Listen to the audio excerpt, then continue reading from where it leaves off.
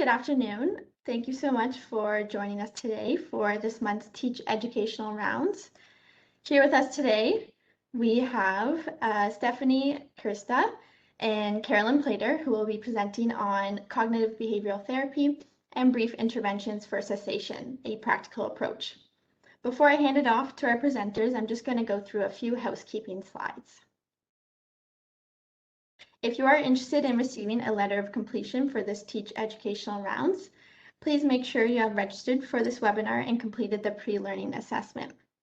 As well, please make sure you have signed into this webinar using your full first name and last name so we can track your participation. And finally, please make sure you have completed the evaluation and post-learning assessment, which will be emailed to you by the end of tomorrow, and you'll have 1 week to complete that. Please note a copy of today's presentation slides will be sent along with the recording this afternoon as well. So here's a little more information on our presenters today. Stephanie and Carolyn are master's level mental health clinicians, educators at a number of post-secondary institutions, and the co-founders of Home, North America's largest modern meditation studio. Carolyn and Stephanie co-created the Mindfulness in Modern Society Certificate Program at McMaster University. We are very fortunate to have them here with us today. Here's a list of their disclosures. And here's some more information on our disclosures.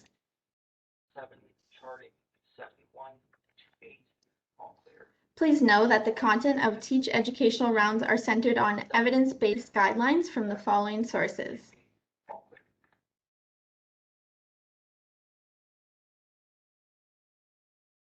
Nonetheless, these materials, as well as the verbal presentation and any discussion, represent only general principles, and they do not remove the need for clinical assessments or treatment plans by healthcare professionals.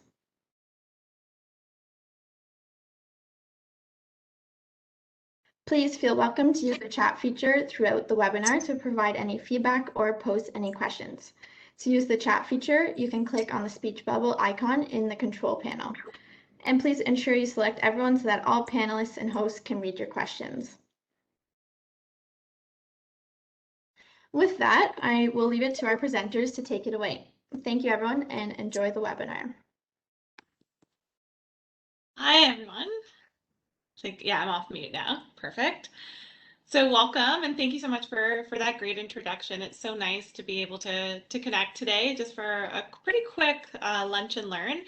But we're going to be talking about two different strategies, actually two interventions that are not only effective in other parts of like psychotherapy and psychology, but particularly when it comes to tobacco and smoking cessation. So we're going to kind of our key learning objectives today. We're going to apply CBT and brief interventions. Not necessarily going to do direct role play because I know unfortunately we can't put you into groups or anything like that through WebEx, but we will talk a little bit about what these strategies are, and Steph and I will answer any questions, and we're going to have a lot of conversation in the chat. So please feel free. Steph and I are going to be watching the chat sort of all for the next 45 minutes or so. So please, if you have any questions or anything, put them in the chat. We'd be happy to answer as we kind of go through the presentation. We're also going to talk about best practices for how and when we apply these strategies, and then also to interpret various CBT and brief applications in smoking cessation.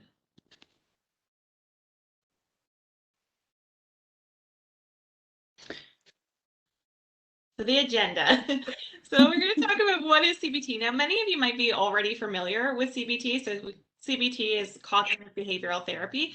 We will get into that and what that is. It's kind of a mainstay of therapy. It's most of the way that many therapists are initially trained is in CBT techniques. That's in most counseling programs in schools, and it really is sort of the gold standard when it comes to therapeutic treatment. We will certainly talk about what CBT is, some strategies, but then also when it comes to smoking cessation, how do we actually apply some CBT when we're working with our clients who are looking to stop using tobacco. Solution-focused brief therapy. So this is actually one of my just personal favorite therapies. I actually really didn't know very much about solution-focused therapy until actually postgraduate. I ended up taking a course through U of T, about a year-long course in solution-focused therapies. And it really changed my clinical practice, particularly the work that I was doing in addictions. Because what we didn't share was actually Stephanie and I both started working at an addiction clinic. That was how we first met about 10 years ago. We worked at a methadone clinic. And so it's so interesting now that as I look back, using solution-focused therapies in addictions is actually a very, very beneficial approach, because that's why most people are in, addiction treatment in the first place, is because they're looking for a solution. They're looking to stop or to minimize their use. And so being able to really heavily focus and concentrate on that can be a lot more effective sometimes than doing really heavy sort of past or regressive types of therapy or problem-focused therapies.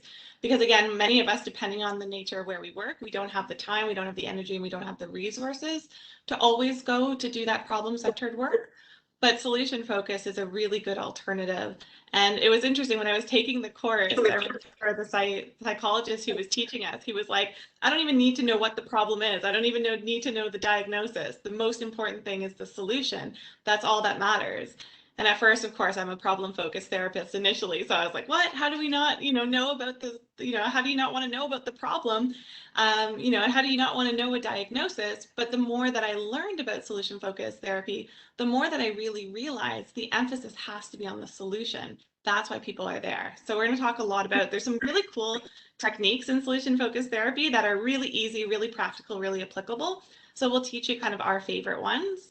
We also will talk about some of the best practices and also some of the contraindications with these two modalities. Again, as I mentioned, we will certainly give you some tools for your toolbox, because again, with both of these approaches, the nice thing with them is there really are just like easy takeaway strategies that any one of you can start to apply one-on-one when you're working with your clients, or even group settings as well, if that's where you work. And we will talk a little bit, again, not necessarily a focused practice. Oh, Marilyn loves solution focus too. I do too, Marilyn. But we will kind of go through some examples, and Steph and I will kind of share with you how we use these strategies and these tools in clinical practice. And then, of course, any Q&As throughout, please don't hesitate to ask questions.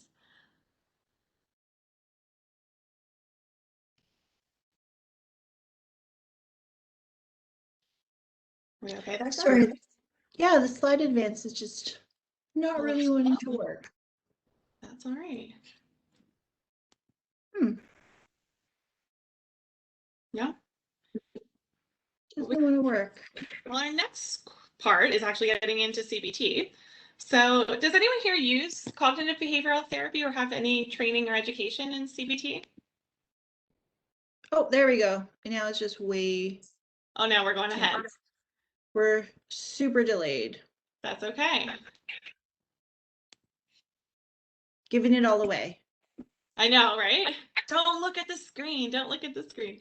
But so what is CBT? So as I mentioned, it's cognitive behavioral therapy. It's a form of psychotherapy that really focuses on one's like thoughts, beliefs, attitudes, and how those affect their behaviors and how those affect their feelings.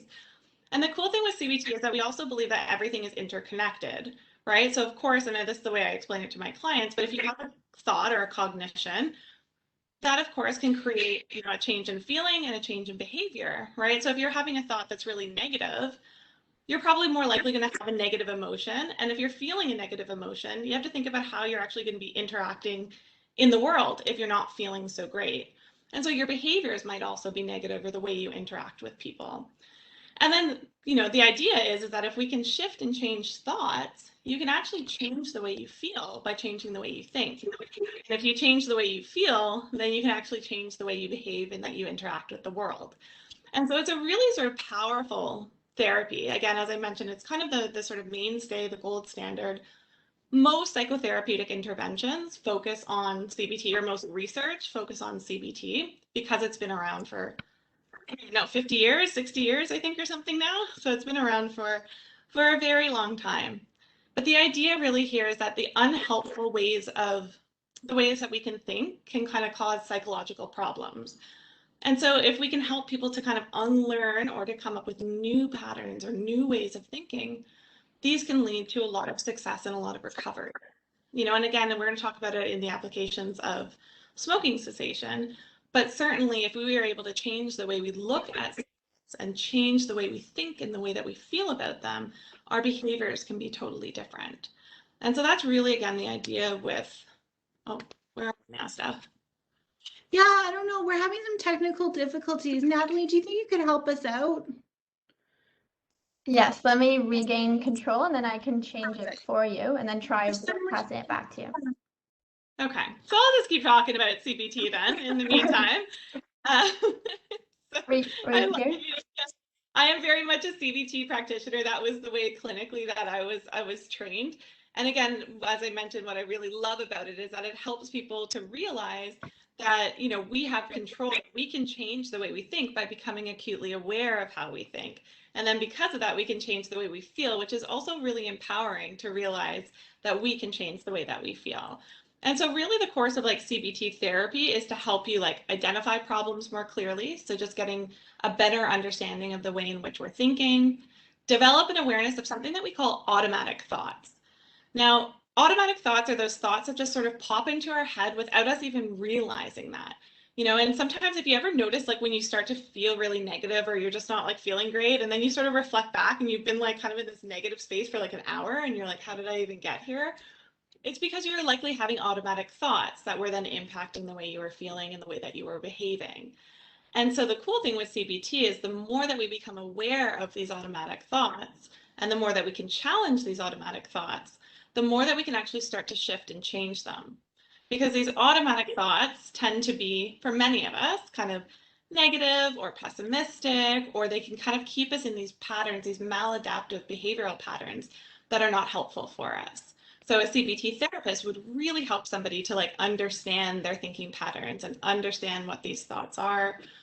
We would also help people to understand, like to kind of separate the difference between like fact and irrational thoughts. Because especially, I mean, CBT, we use it a lot with anxiety too, but many people have really irrational patterns of thinking. And so if we can change those irrational thoughts to more rational, factual-based thoughts, you can actually really change the way that people, again, not only feel, but the way that they react and behave towards those thoughts. We can help people from like fearing the worst. We can help them start seeing a situation from like a different perspective. We can help them understand their motivations and their actions a little bit better. And what's really neat is that we can start to replace these automatic thoughts with alternative ways of thinking. And that's really the power for me of CBT, is that you can actually start to see the world in a different way. And so again, that's just sort of a hopefully a short-ish version of CBT. I think we have a couple points on that, right, Seth? I remember that.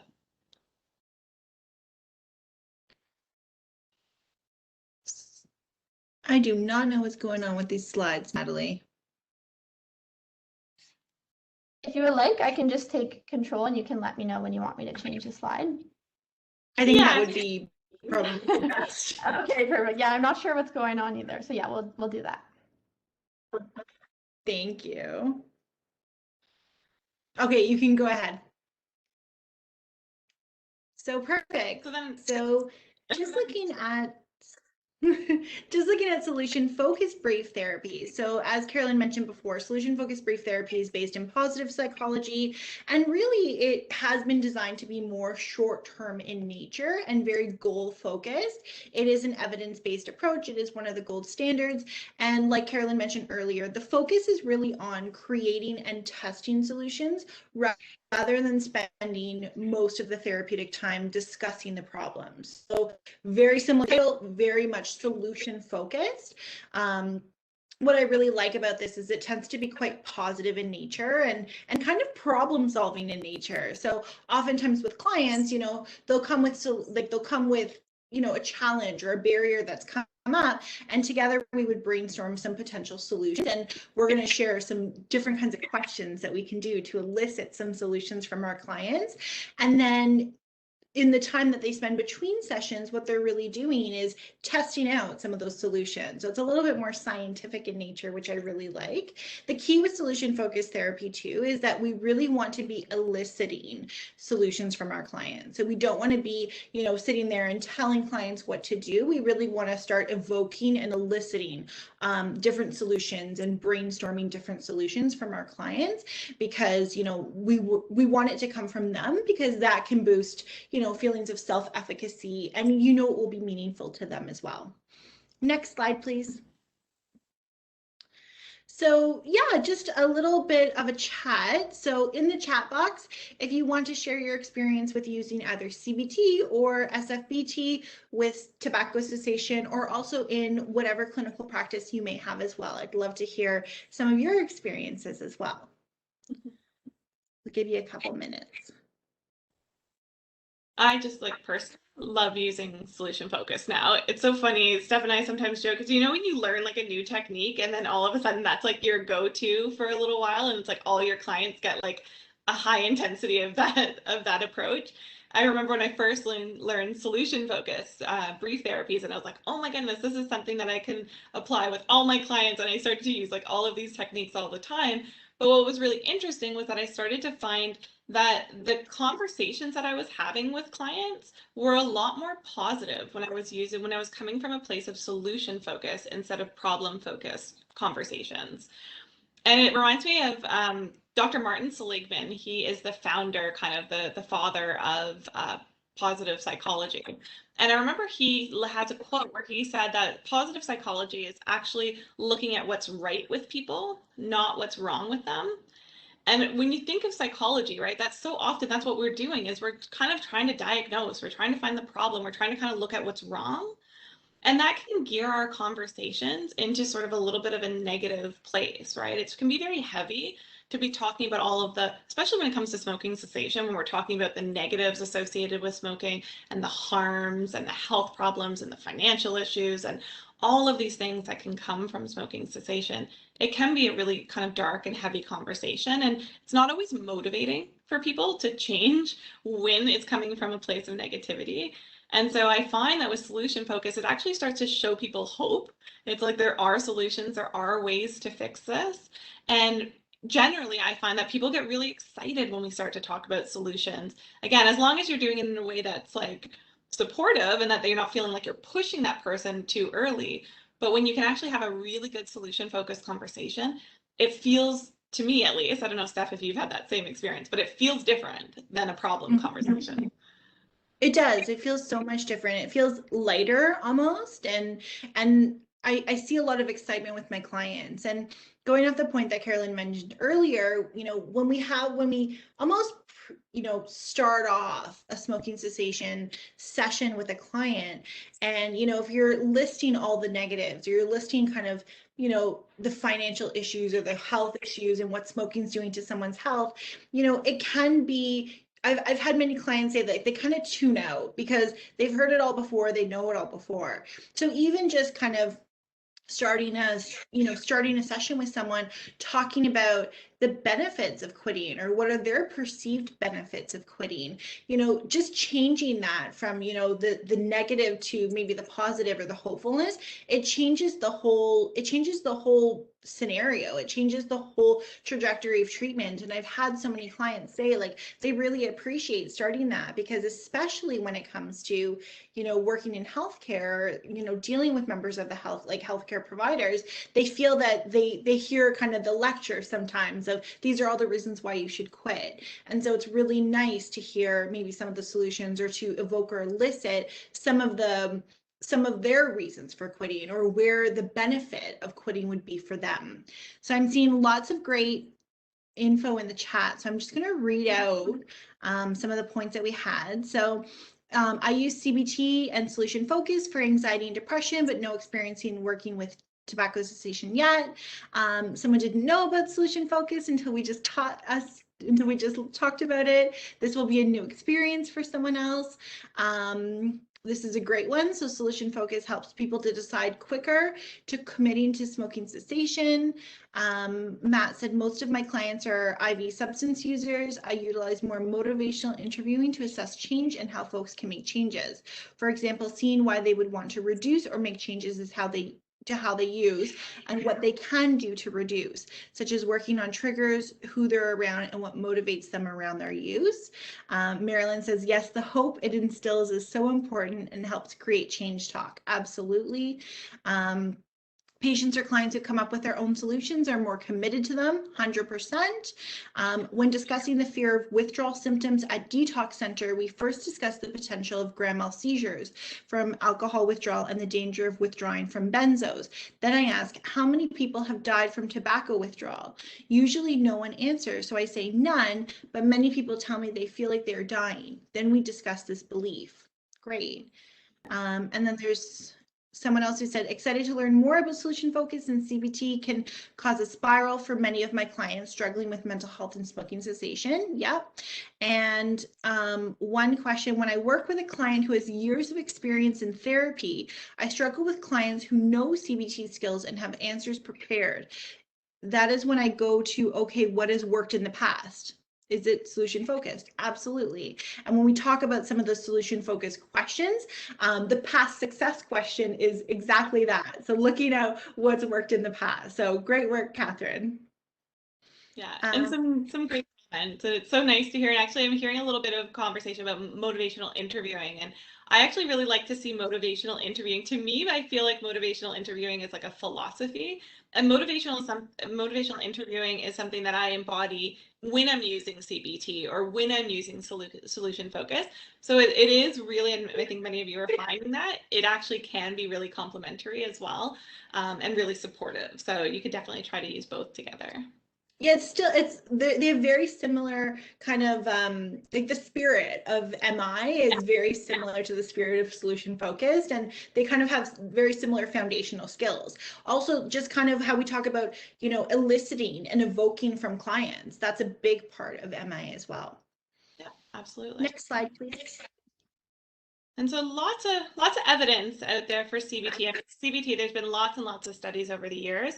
But definitely studies have shown that CBT can produce a greater early abstinence rates for tobacco, so 45% versus 29%, so quite significant. We also know that CBT for tobacco can target both the positive associations and cues that reinforce and maintain smoking, and the cognitive strategies can focus on the thoughts and the feelings associated with smoking. Because again, we have to also look at that too, of like why people continue to smoke, right? And I think that that's something that sometimes we neglect, is that sometimes we're so focused on the negative, we often don't talk about why are we continuing? What role is tobacco playing in somebody's life? And helping them to identify the thinking patterns and the feelings and the behaviors that tobacco serves for them can actually be really effective at helping them find other solutions or other alternatives or strategies. And then we know that CBT-based treatments for cessation have also been shown to be highly effective in preventing relapse. And again, you know, we know that, you know, with tobacco use in particular, you know, there is lapsing and relapsing, and that's very common, and that's part of the recovery process. And so it's really great to know that a therapy like CBT can actually help to reduce that. And then one of my favorite CBT techniques, I mean, as we mentioned in the introduction, Stephanie and I are, you know, wellness practitioners. We both, you know, have training in meditation and mindful practices. I'm also a certified yoga instructor. And as we mentioned, we actually opened a studio here in Toronto, a mindfulness and meditation studio. So relaxation strategies are a big part of CBT, and progressive muscle relaxation, which we're going to teach you a little bit about, is a really important and a really great CBT strategy. And when it comes to cravings, especially, not just with tobacco, but with addictions in general, we know that PMR can be very effective. It can also help manage withdrawal symptoms and also reduce blood pressure, which is also, you know, a good benefit as well. Absolutely. And then one other point in the chat, MI is great for having the conversation and keeping the conversation going. Absolutely. Totally. And then Natalie, next slide, please.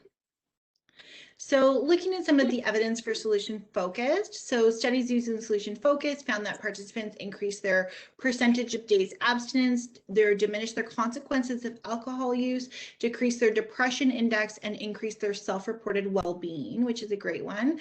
We know that it's been shown to be a helpful tool for relapse. And we also know that solution focused approaches positively impact clients' sense of self-efficacy regarding tobacco cessation. So the benefit, their belief that they can do this. And, you know, if we think about any type of tobacco reduction or tobacco cessation, you know, there are relapse is a big part of it. I think, you know, looking at like most clients have about 7 or 8 attempts to actually reduce or quit tobacco. And so what happens with that is that hope can decrease and that belief in ourselves can decrease. And so knowing that we have a tool that can, you know, boost one's self-efficacy, that's a really important tool at this kind of part in the game or with this application, because we really do need that to be able to spur change as well. Next slide, please. And when we think about best practices and contraindications, it's also important, of course, to have that conversation, because again, we know how effective these therapies are, and for the most part, they are quite beneficial, you know, especially when it comes to cessation. But we do know that when it comes to CBT, and this is just for addiction in general as well, but especially when we're talking about cessation and tobacco cessation, we want to look at the best practices really are the pairing of it with pharmacotherapy. So in the conversation of, you know, tobacco cessation, we'd be looking at using CBT with like an NRT, and that can actually boost, you know, the efficacy than just CBT alone. So that might be something that you want to consider. And also then thinking about group CBT, which is also really effective. And again, when we're thinking about addiction treatment centers, oftentimes groups are kind of the approach to take because they are a little bit more cost efficient. We can reach a bigger and wider group of people faster. So again, just be thinking about that when you are working in tobacco cessation, is that, you know, NRTs plus the CBT are really the sort of the best line of defense. And we do know that, I mean, of course, CBT, it is, you know, an effective treatment for cessation, but it's not to say that it's not without its criticisms. And that's most notably kind of this alliance enhancement, and that we could be doing more to enhance and create that connection, particularly that therapeutic rapport, and also improving retention in treatment. And so there has been some conversation in the literature about incorporating more of like a stage of change model, as Steph was saying, more of like maybe of a spirit of MI, and also really focusing on that clinical rapport first before we get into some of the strategies and techniques. And I mean, I think most of us, you know, who are working in this field already know and understand that no type of therapy, you know, replaces a good, strong therapeutic relationship. So that really should be where you start at that foundation, create that alliance, create that strong connection with your client, and then, you know, start to pair it with some of these other therapies. And then there are contraindications for both of these modalities are identified for situations when it's impossible to engage in a dialogue with a client.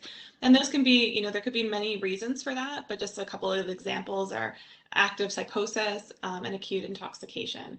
And in which case, of course, those, you know, we'd need to treat those issues first prior to then engaging in more of a therapeutic dialogue. And next slide, please. Perfect. And then just in the chat as well, Marilyn mentioned she's used solution focus with older adults, some with dementia, with good outcomes. So that's incredible. It's good to know.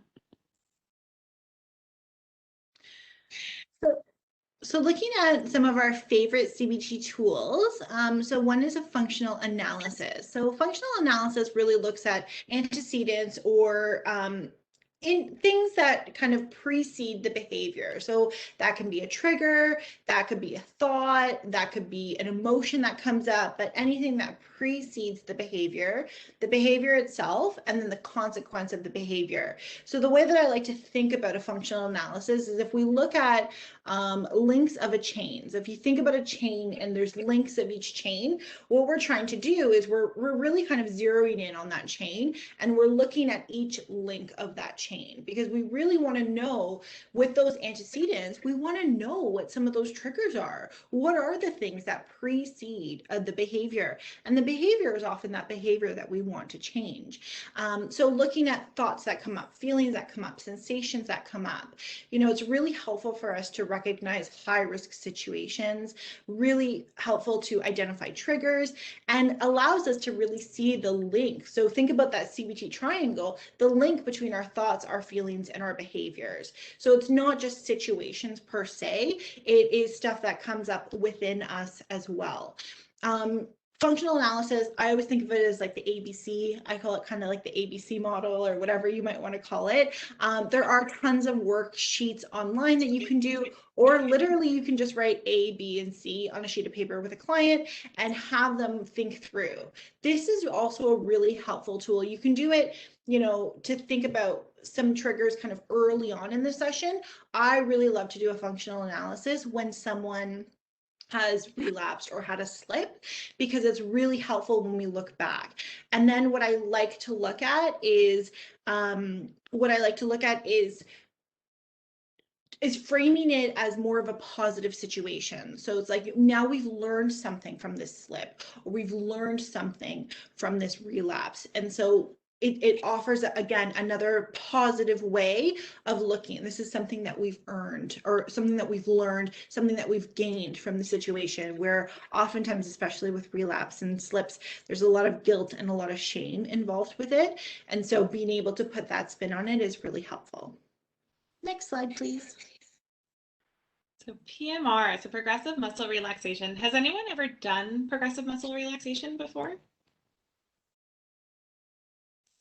It is one of my, as I mentioned, it's sort of one of my favorite relaxation techniques because it incorporates the body. And so for many of us, as we were kind of, mentioning that our thoughts affect our behaviors, affect our feelings, but they also affect our body, right? And so we can carry stress, we carry emotions, we carry all these things really tight within our body. And so by focusing on relaxing the body, we can also help to focus and relax the mind. I find PMR good, especially for people who really struggle with more just the sort of mental kind of meditations where you're just like sort of laying or sitting still. There are many people, we call it the monkey mind, where they just can't quiet that dialogue that's going on inside their head. But when we get them to start to focus on their body, all of a sudden their mind kind of goes quiet and they go into their body instead of, just staying so stuck within their head. And they can start to release a lot of that tension that they might have been holding. And this is why it can be really, really helpful for like cravings and for withdrawal symptoms. So if you haven't done it, I can actually see there are some people who are using it. Yeah, especially in groups, it is really powerful. It's actually a fun one to teach in a group, to either open or close a group. It helps people to really relax. And again, even just a short practice, you'll notice after 5 or 10 minutes of a PMR exercise, people just feel calmer. They feel better. And again, you're not doing anything really too substantial, but yet it really can help, again, create that sense of relaxation. It can help to minimize stress. It can help to reduce stress hormone, cortisol levels. And so there's a lot of positive benefits associated with PMR. So this technique, it instructs you to start to scan the body. So almost like a body scan, but it's a little bit more active. A body scan is where you're using your mind to relax different parts of your body. But with PMR, you're actually going to be squeezing or holding on to different muscle groups for a certain period of time. So you can either start from the toes and work your way up, or some people like to start at the head and then work their way down. But you will squeeze different muscle groups. So for instance, if you're on your hands, you like squeeze your hands, and then you relax. And when you relax the hands, you do a nice breath can accompany that. And you just let your hands feel that release from that tension after squeezing. You can squeeze like your glute, you can squeeze your calf, you can tense your jaw. There's lots of different muscle groups that you can kind of play with as you instruct people to go through those groups. As they relax, you really want them to sink into that relaxation feeling, right? To really release anything that they've been holding in that particular muscle group. And you can either guide clients yourself. There's so many scripts. You can just Google like PMR scripts, and there are so many really lovely scripts that are online and that are available. Also, you could also just look on YouTube, and there's like ones where there are people who will guide you through it.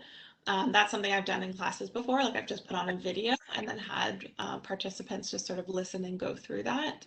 And particularly when it comes to tobacco cessation, we do know it's been studied and been correlated to success.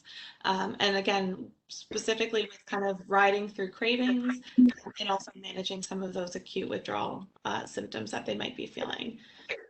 So I'm glad that some of you have tried it already and have actually found it to be helpful in practice. And, again, I would encourage people maybe after today is to just do a short, like 5 or 10 minute PMR and see how that feels for you. And again, with all, as I always, especially with some of the solution focused techniques and some of these like PMR and body scans and those, I do recommend trying them first so that you know what it feels like.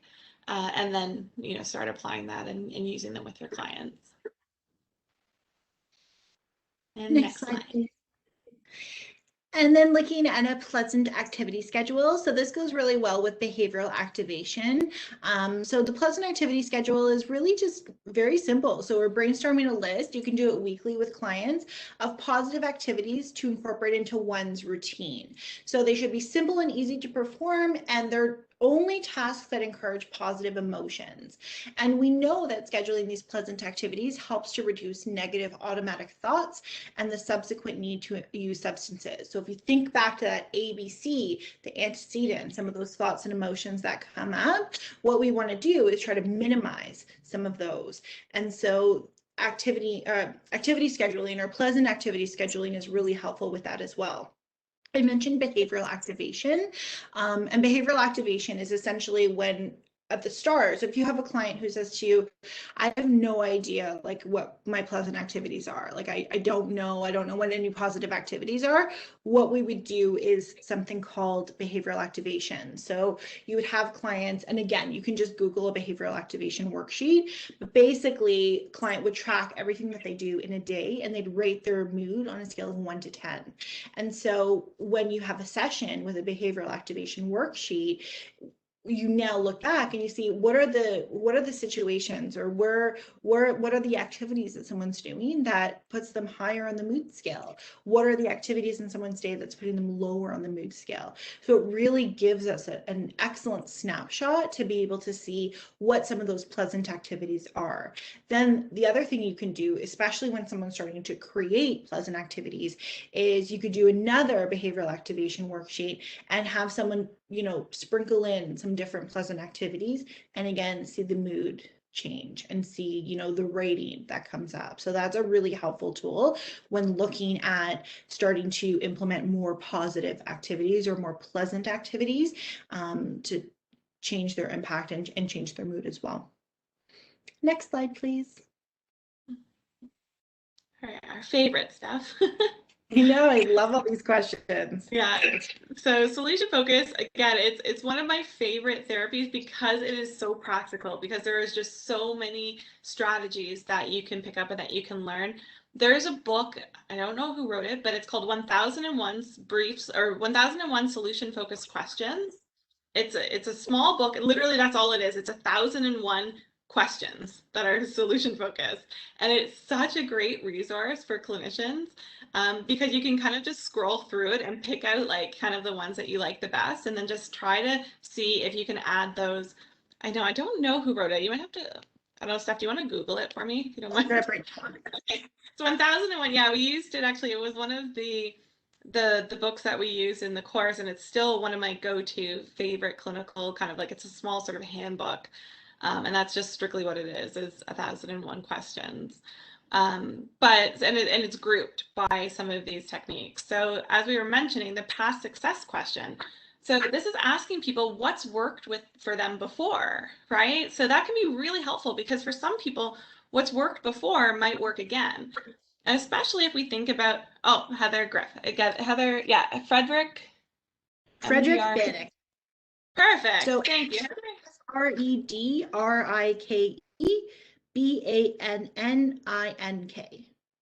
Perfect. And it's 101.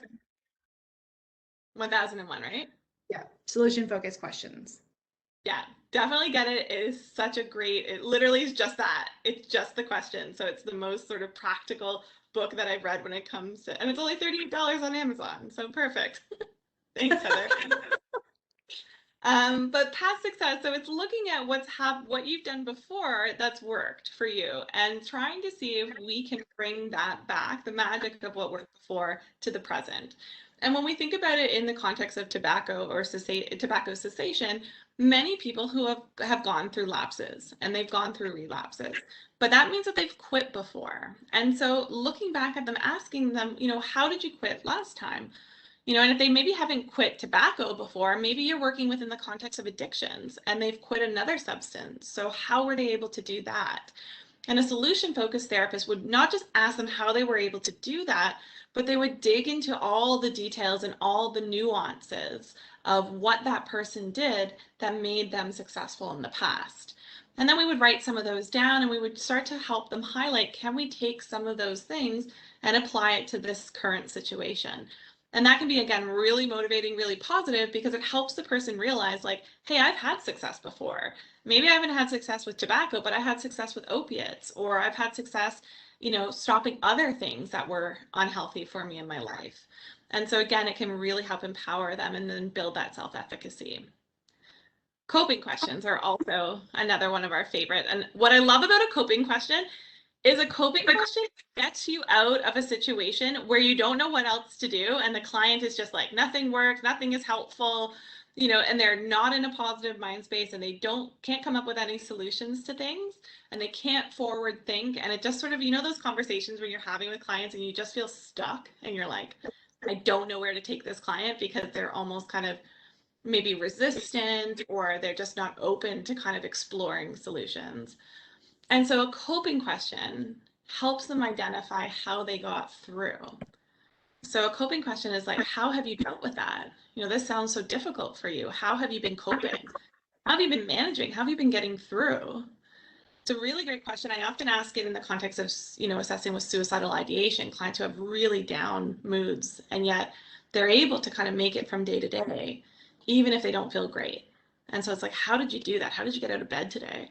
How did you get to tomorrow, or to the end of today? How did you get to this appointment, right? If someone's in tobacco, they're coming to see you for tobacco cessation, that would be, how did you get here? How did you get through that? How did you get through this difficult time? And so sometimes by finding the things, the strengths that have helped them through something, we might be able to use that as a little kind of nugget to help them build, again, that self-efficacy, and help them build this idea that, like, hey, I can make change, I can cope, I can get through things. And that might start to motivate them or shift them over a little bit to change. And then the last one I'll do, Steph, and then you can do the next three if you want, but is the scaling question, also one of our favorite questions. So scaling question is asking, and this is something I'm sure many of you are familiar with, but asking people, to rate things on different scales of 1 to 10, right? We call that a Likert scale. So just to pick, 1 to 5, 1 means this, 5 means this, where do you rate, or where do you find yourself? And then the key is always the follow-up. So it's not to just find that the person rates themselves like a 3 out of 5, when it comes to their readiness to quit, but asking why did you rate yourself? And I always like to start with the positive. So I like to frame it. I don't like to say why did you rate yourself a 3 and not a 5? But I do like to say, why did you give yourself a 3 and not a 1? Because I want to hear about that. What made them think, I wouldn't give myself a 1 because of these reasons. Because again, those are really positive, and those are often really strengths-based.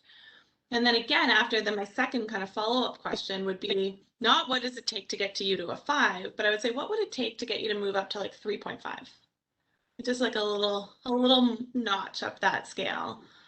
And that's where we would probably start, is with that step, right? So that little, whatever that activity or action that would just move them slightly up to the next level. And the nice thing with asking scaling questions is that it can kind of create a nice little point of reference for you to put into your clinical notes to follow up with at subsequent sessions. So it's kind of nice to be able to tell a client hey, 5 months ago when you came in, you rated yourself at a 1 with readiness to quit. And now you're rating yourself a 4 out of 5, and we can see their progression. And that can be also really motivating for clients to be able to witness and experience that. And then looking at the miracle questions. So miracle questions are really interesting, and where they're really helpful is to help clients think outside the box. So sometimes when we're stuck, when we're kind of stuck in autopilot, we can be stuck in a bit of a problem loop, and it can be hard for clients to kind of see outside their current level of functioning or their current level of kind of how they're being. And so really what it does is it asks our clients to think about a life without whatever their problem may be. And you can get really kind of theatrical with it, or you can, you know, just ask it pretty straightforward. But basically what you're asking someone is to, you know, imagine that they leave the session, they go to bed regularly, like as they usually do, they do their nighttime routine and they go to sleep. And then as they're sleeping, a miracle happens, or you can say something magical happens, or, you know, whatever kind of terminology you want to use. You know, magic. I always say magic. I always say to clients, nothing in therapy is magical, but for the purposes of this question, what I'm going to ask you is we're going to pretend that, you know, you go home, you do your nighttime routine, you go to sleep, and then something magical happens. Maybe I wave my magic wand and this problem isn't a problem anymore. But because you were sleeping, you didn't know. You don't know this happens. And so let's think about, you open your eyes and this isn't an issue in your life anymore. This isn't a problem in your life anymore. How would you know? What would be different? And then you get really kind of granular and you ask your clients kind of step by step through their day. So sometimes I'll have a client, you know, if we talk about anxiety, they'd say, I open my eyes and I don't have that dread that's in the morning anymore. Or I wake up and I'm excited. I feel really energized and I jump out of bed in the morning. And then you work through every step of their day. One technique that I really like to use with the miracle question is to look for things that are present rather than absent.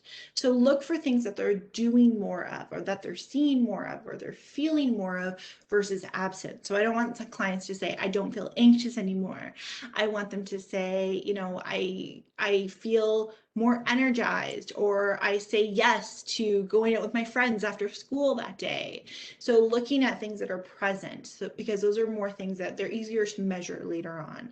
And so the miracle question is a great one because it really allows our clients, and it's a really good intake question, or, you know, first couple sessions, because it really allows our clients to see and to think of their life without it. Another way that I like to use it is as homework. So I'll leave a session with the miracle question. So I'll set up the miracle or the magical question, and then I say to them, I want you to go through your week, and every day kind of think to yourself, how would this be different if that miracle happened? Or how would this be different if that magic happened? And then I say, like, jot it in your phone or something, or jot it down. And then I have a week's worth of data to be able to see different parts of their life where it's a little bit different. So miracle question is a really fun one to ask. Exception finding questions are also really great ones, and basically kind of how they are, right? And so what we're looking at is we're just starting to look at times when the problem hasn't been a problem anymore, right? So times when it hasn't been, where things have been a little bit different. So sometimes you can ask, like, tell me about some times where maybe you haven't been angry before, or tell me about a time when you were the happiest, or when was the last time that you had a really good day? Or was there ever a time when you felt happy in a relationship or in your school program or whatever it may be? And then you can say something like, you know, what was it about that day that made it a better day? Can you think about a time in your life when this problem wasn't as much of a problem before? You know, in terms of cessation, a question I always like to ask is to explore past quit attempts, right? So tell me about a time when, you know, you didn't feel, when you were able to stay away from smoking. What did you do? What was different about that time? Or tell me about a time when you didn't have this trigger, you know, in your life before. Tell me about that, right? So we just want to explore that. And with exception questions, curiosity, right? So elicit from them. So elicit more and more.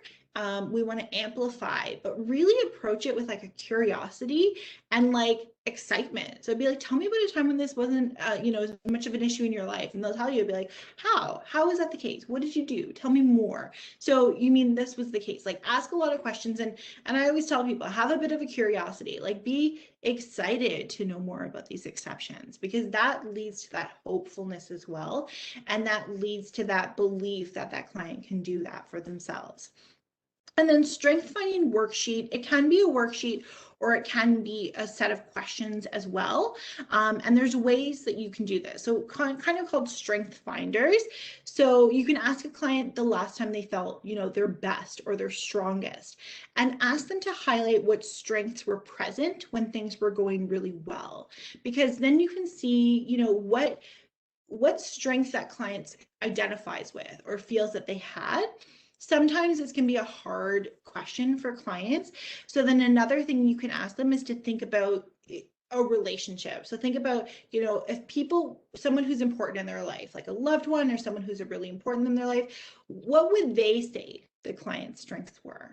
And so sometimes, it's also another solution focused tool, the relationship question. The relationship question is when we ask someone, we ask a client, we're kind of coming up with solutions, and sometimes clients can struggle with that. And you say, if you had a friend, like if your best friend was going through this, what would you tell them to do? Or what would you, how would you tell them to work through this? And oftentimes clients have nothing to say when it comes to their own solutions, but the minute you put it on someone else, it's like blah, blah, blah, blah, blah. These are all the solutions that can come up, because it is hard sometimes to see for ourselves, but then it is a little bit easier to see for other people when we take ourselves out of the equation. So then you would follow that up with, like, do you think that's something that could work for you? Do you think that's something that you could try? And so with the strength finders, if someone's struggling with finding their own strengths, the next thing you do is, what would your best friend say about you? What strengths would your mom identify as one of your most positive strengths that you have? And then that can be a little bit easier, because it gets us out of that mind, that headspace. Next slide, please. So yeah, just another chat activity with our last couple minutes. If you have any CBT or solution-focused tools that you use or your favorites, please place them in the chat. So we'll have a very full toolbox at the end of the day today. It's interesting, even with the miracle question, I've actually spent an entire hour with a client before on the miracle question. So a lot of these you can really, and that's a kind of a very solution approach to things, is to get, as Steph said, get granular, get into all the nuances, spend a long time. It's not just that the miracle happened, it's like drag it out, find all of those little details, because you get this gold often comes out of those conversations that can be really, really valuable. Same with when they've had successes, right? Or if a client, has some positive things, just continue to ask them, and then what would you do? And then what would you do? And how come? And why would that be helpful? And again, you don't have to be saying too much, but it's just to get them to continue along that road to solutions. It's really interesting when you start to see that happen. So if people don't have, sorry, I'm just opening my chat. So people don't have connections with others and have a pet, I ask people, what would the cat think? Or what would your dog say if you were to? I love that. And I'm such a pet lover, so I'm such a fan of that. That's the understatement of the stuff. You're a pet lover. Oh man. I feel like our dogs would just dogs are the best too, because I feel like your dog would they just love us, right? So it's just that unconditional positive regard that you'll get as well from it. Olsen says, I've used a lot of the questions mentioned but didn't have a label for them. Thanks for bringing these things together. That's amazing. And it's amazing that intuitively it sounds like you have used a lot of these in your sessions as well, which is incredible.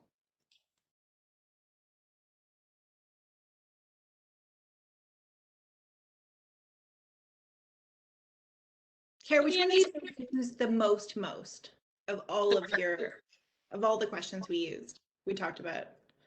I would say, and now, truthfully, now I'm probably going to start to use Miracle again, because I've kind of haven't been using it recently. So now that we just have this conversation, I'm probably going to use it. I think the main ones that I use is I use the relationship question a ton, all the time, because I have a lot of the clients feel very stuck in their own sort of problems.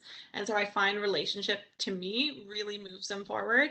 And then also, I definitely use, I use PMR quite often as well from a CBT perspective. So I would say, or I'm like encouraging, like I'll give clients like the script to take home, or like I'll tell them to do it. So I'd say that those, because I think most of my clients are pretty stressed out, and I think most of us could probably all benefit from a bit of relaxation. So I'd say those would be like my kind of two, like my one kind of CBT and my one SFBT. What about you?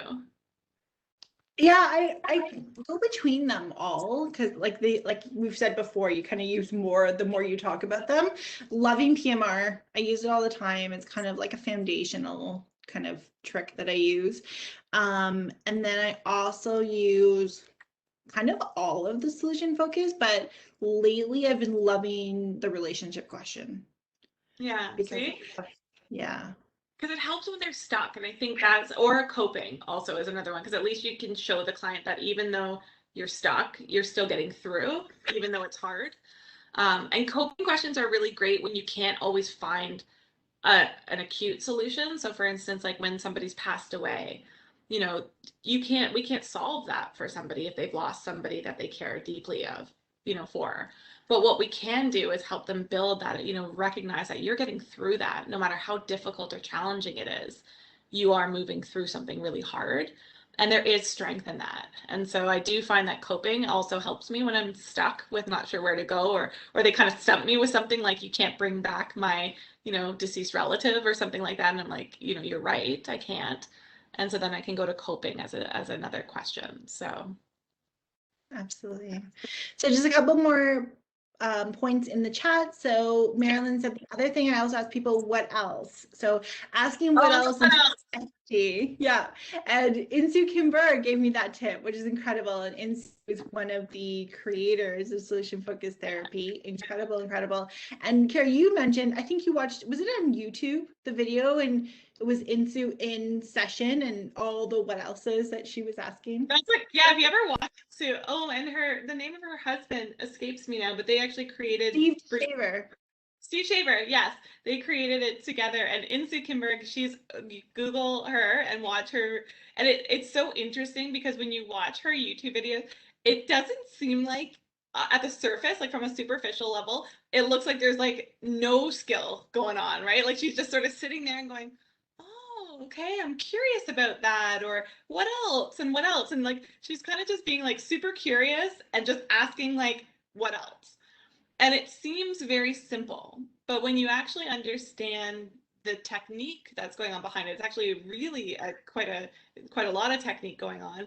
And you look at how she's using these strategies as she's working, and how skillful she is at her interviewing, that she can take these clients who feel so stuck and who are so problem focused when they come in, to by the end of their sessions with very little dialogue from her, they are really in a solution focused space. And so definitely Google her and watch some of her YouTube videos. It's really interesting, really incredible to watch her kind of at work. Absolutely. Yeah. Marilyn said she's so inquisitive and has such a beautiful not knowing posture. Absolutely. Absolutely. That's always, Yeah. yeah. And like that's her technique is like when I talk about that curiosity, I love her curiosity. Yeah. So just going back with the chat, couple more points. Ooh.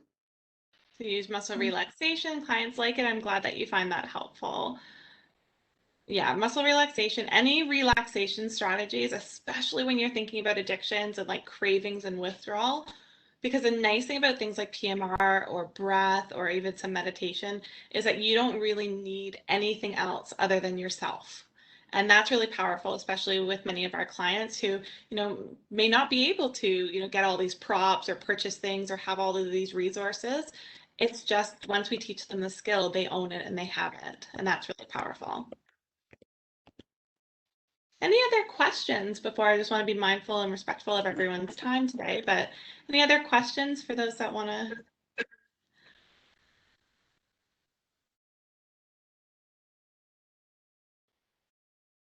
Oh, I love that. Using PMR at the end of groups, right? So that people leave with quiet minds is really a great strategy, really smart strategy, so that people feel relaxed, because sometimes, especially groups, can stir up a lot sometimes in us.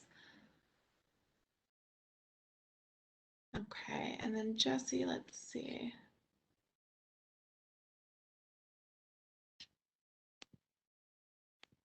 You know, my Q&A section stuff is not opening. Can you see yours there? Yeah, there's nothing. Like, we answered them all. Oh, okay, because Jesse was saying. That's weird. Oh, how would you use behavioral activation worksheets with clients who do not have daily activities to track, i.e. social phobia, avoids going out? You can, it doesn't have to be, they don't have to leave the house to do it. So basically it would be like waking up, you know, watching television, making your meal, paying bills, making your bed, exercising. So people can still use behavioral activation within their house. I used it all through the pandemic, and I had many clients who did not leave their house. So yeah.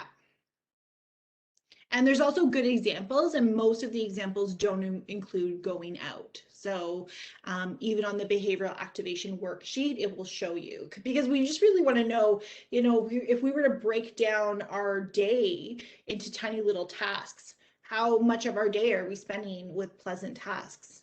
So yeah.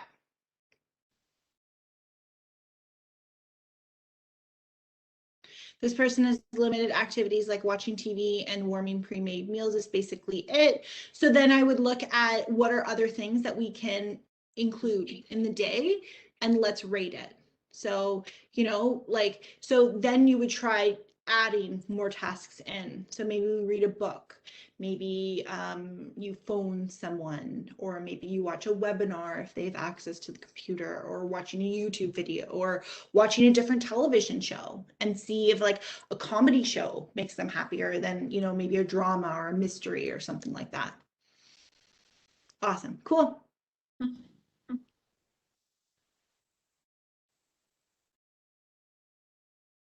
Yeah, absolutely. Great. Awesome. Thank you so much, everyone. Thank you. This is so much fun. I feel like our hour just sort of flew by, but thank you everyone for taking the time and spending your lunch with us today. Yes, and I'm just going to say thank you both so much, Stephanie and Carolyn, for such an interesting and informative webinar. I know I really enjoyed listening and learned a lot, and from what I gathered from the chat, it seemed everyone else did as well. So just before we head out, I want to remind everyone that this webinar has been recorded, and I will be distributing a link to it as well as a copy of the slides to you all this afternoon. Please feel free to share this with your colleagues. I will also be sending a link to the evaluation and post-learning assessment that must be completed by next Wednesday in order to receive your letter of completion. All right, let me just. So if you missed a portion of today's webinar or would like to view it again or see a previous Teach webinar, an archive list can be found on our website. And we also just want to take the time to let you know about our next webinar coming up on September 22nd. That will be on the topic of vaping and youth, and registration for that will open soon. For now, thank you all so much for listening and participating today. We hope you all have an amazing rest of your day. Bye. Bye. Thank you.